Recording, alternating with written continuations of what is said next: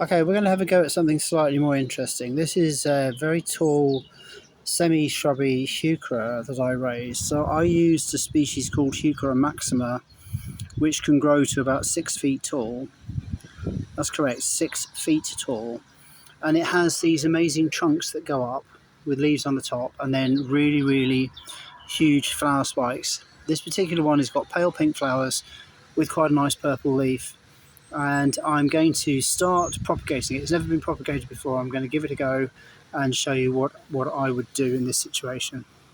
To be honest, this Heuchera is a bit of a woody mess. There's a trunk here.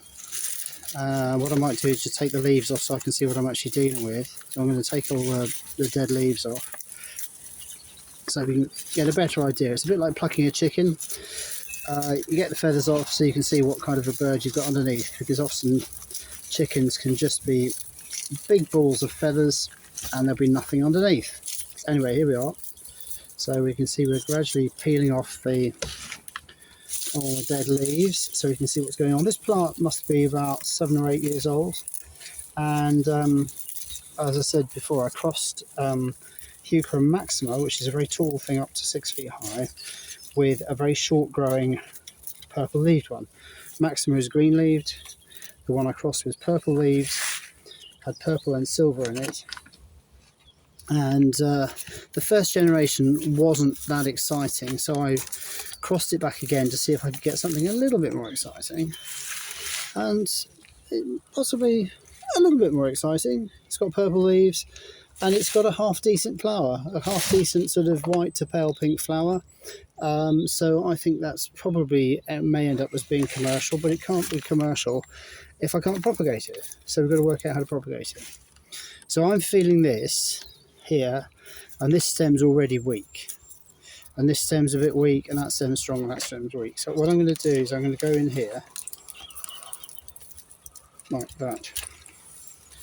And I'll leave myself the big remains of the plant with 2 stems on it, which I won't touch. I'll leave this alone, I'll grow it on, and then next year I can have another go at it. But if I do too much damage to my only plant in 1 year, then I may not be able to come back from that. So here we are, I'm going to get the flowers off this piece, like this. Second shoot down here, only 1 flower spike. I'm going to try and get the leaves down to an amount that I think the cutting can actually stand. And then what we're going to do is we're going to take the top as a cutting, and then we're going to section the bottom into pieces also, which will end up being more cuttings. So I'm going to strip it down, get the leaves off to try and get the balance better in terms of what it can take and what it can't. And I think with this particular plant, because of the way it looks to me, I'm going to use an aqua pot to get a really deep run of compost. So I'm going to take an aqua, that's a 2 litre aqua like that. I'm going to fill it with compost like this. Alright, so that's filled up. There we are, lovely. Labels, already pre-done the labels. And we're going to take the top of this as a cutting. So we can compare that. Top will be a cutting. So I'm going to do that, and that'll be cut. Now watch my technique. I'm cutting it there, I'm holding it here, but then my fingers go around and I hold the top. So I'm actually holding the top piece as a cutting, and I've still got the bottom piece, and it's the right way up. And with a lot of plant work, you find it is important which way up it is. So this is still the top and this is still the bottom. So now I'm going to do it again. I'll tidy up the bottom, maybe just a little, like that. So this is the top and this is the bottom. So I'm going to cut here, and I cut part way through. Watch me, cutting part way through, and then my fingers go round and catch the top. So the top is still the right way up there, but actually the bottom, which was in my hand, is still the right way up. So all 3 pieces are the right way up. So we'll do the same here. That's probably too much. So we're going to go down here. We're going to take the top as a cutting, but watch my fingers go round. my fingers go around and hold the top.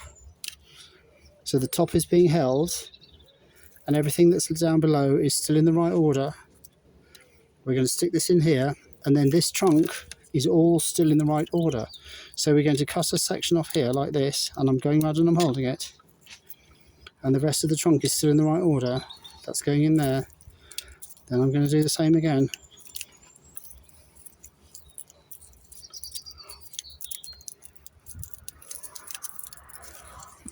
And I'm going to do all this without cutting myself. It might look brutal. It might be. We'll just tidy the bottom up a little.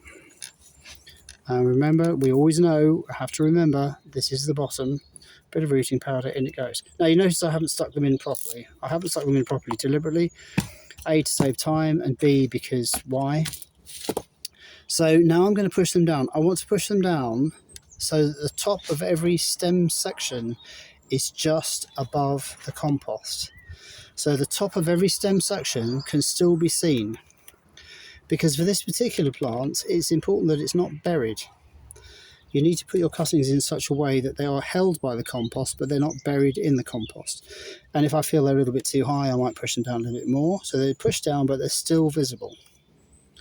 Like that, okay? Then I'm going to water that, and then we put it in a corner, shady corner, and we just have to cross our fingers and wait.